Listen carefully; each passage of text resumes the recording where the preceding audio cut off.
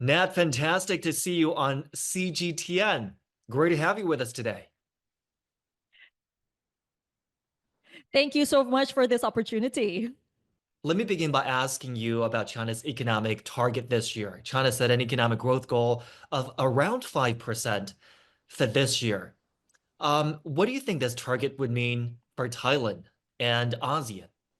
And as we all know, Thailand and China have a very long history in terms of trade and investment. So, according to last year's figures, China is actually Thailand's number one trading partner. And however, the trade balance still has some room for improvement. And according to a recent report by the Observatory of Economic Complexity, or OEC, suggests that China enjoys a trade surplus of 4.18 billion US dollars with Thailand in 2024. So, with the 5% growth predicted, plus the strong correlations between the two economies, hopefully Thailand and ASEAN will also benefit from some of that growth. But with that said, we cannot ignore the risk of adverse economic impact that may come from the trade war, of course, between the US and China. So I think Thailand will also be watching very closely how China handles the challenges that come with it. Yeah, definitely. Another aspect of this important relationship is China and Thailand have been stepping up efforts to crack down on telecom and online scams. Chinese Foreign Minister Wang Yi said that all the telecom fraud parks that are close to the border in northern Myanmar have been cleared out. How would you describe the progress made so far, and what can we expect next?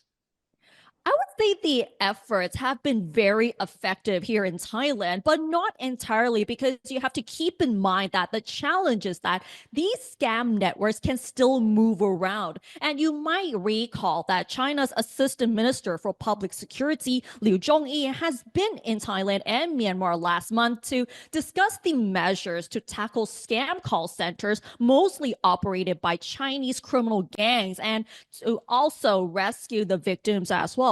And the key measures that China suggested to Thailand was three of them, mainly to maintain the restrictions on electricity, fuel, and internet services to disrupt the scam call centers in Myanmar, as well as to tighten border controls to prevent scammers in Myanmar fleeing the country, as well as to facilitate the transit and repatriation of Chinese nationals who were lured into working with these scam call centers. They also proposed the enhancement of the cooperation between three countries, namely China, Myanmar, and Thailand, to tackle transnational crime as well. And since the high level meetings took place, Thailand has been taking this very seriously and they have taken action against transnational crime, one of them being the electricity cuts to the five border townships in Myanmar to crack down on these scam call centers, which has proven to be very effective. Myanmar itself has also cracked down on the scam call centers in those border townships as well. And the talks have also led to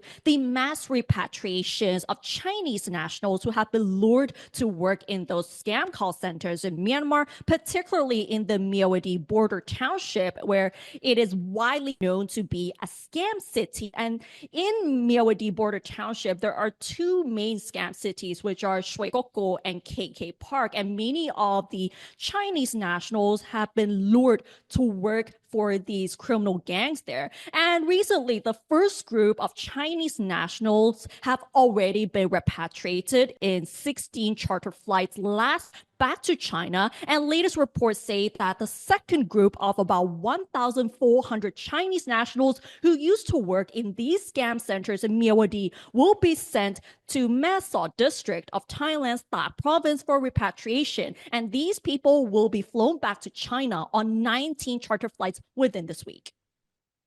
And now to echo what you said at the beginning of the interview, long history between China and Thailand. The undertone here is very good neighborliness, a lot of friendships.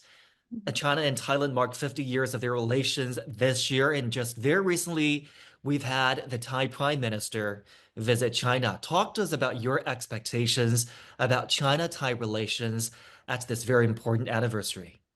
Since it's a diplomatic milestone between China and Thailand, 50 years, that is definitely a huge milestone. So we can expect more cooperation to strengthen the relationship between the two countries. So both countries have agreed to strengthen the cooperation in several areas, whether it's the tackling of cross-border crimes, and most importantly, increasing the economic cooperation between Thailand and China as well.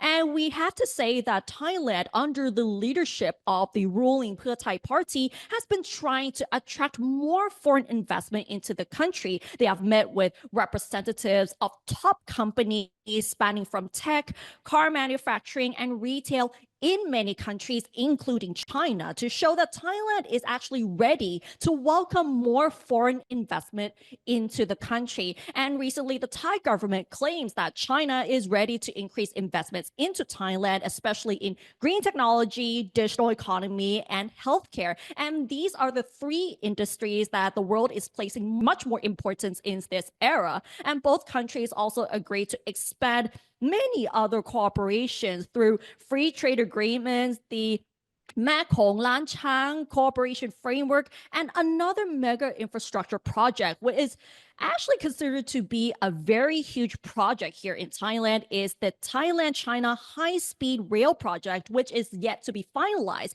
And the two countries have previously signed a number of agreements as well, which also covers AI cooperation, digital economy, technology, and also high quality trade and investment. And China has announced a GDP growth target of 5%, but the future holds many challenges. For example, the tensions with the US. So, how will China achieve that goal?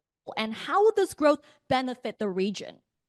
I'm really happy you brought that up because by now the world knows that in 2025, China has set an ambitious annual economic growth target of around 5%. And that is a decision that reverberates far beyond China's own borders. This growth target is not only a testament to China's economic resilience, but also a catalyst for regional prosperity. For Thailand, China's economic expansion offers multifaceted benefits. Economically, China is Thailand's largest trading partner and a major source of foreign direct investment. As China grows, its demand for Thai products such as electronics, rubber, and agricultural goods like tropical fruits and seafood surges. In 2024, bilateral trade between the two countries reached nearly $134 billion, with Chinese investment, especially in sectors like electric vehicles and smart agriculture, driving Thailand's industrial development, creating jobs and enhancing technological capabilities. Tourism, a cornerstone of Thailand's economy, stands to gain significantly from China's economic growth, with more Chinese tourists expected to travel abroad as China's economy continues to recover. Thailand, a popular destination, will likely see a further boost in tourist arrivals, contributing to its GDP and local businesses. Not on a broader Asian scale now, China's growth certainly spurs regional economic integration. Through initiatives like the Belt and Road Initiative, China is enhancing connectivity all across Asia. That is a huge project indeed, especially with the Chinese tourists into Thailand. And could you highlight some achievements from 2024 and how China will further leverage on these achievements? You know what? Let me begin with economic achievements first. Economically, China's GDP reached 134.9 trillion yuan, growing by, well, 5% and ranking among the top in major world economies. This growth rate not only demonstrated the robustness of the Chinese economy, but also contributed about 30% to global economic growth, solidifying China's role as a key driver of the world economy. In terms of trade, the scale hit a record high. The continuous expansion of free trade agreements with other countries and regions enhanced China's trade connectivity. Exports of high-tech products like 5G communication equipment and new energy vehicles grew substantially, reflecting the optimization of the export structure. I'd like to emphasize that China's import and export structure was continuously optimized. The export of mechanical and electrical products, which are high value added, accounted for a large proportion, with an increase in exports of products in emerging industries like new materials. In terms of diplomacy, China and Thailand also had a good year in 2024, wouldn't you say? Not only have we maintained high-level official exchanges, but also managed to grow our bilateral trade volume by about 6%.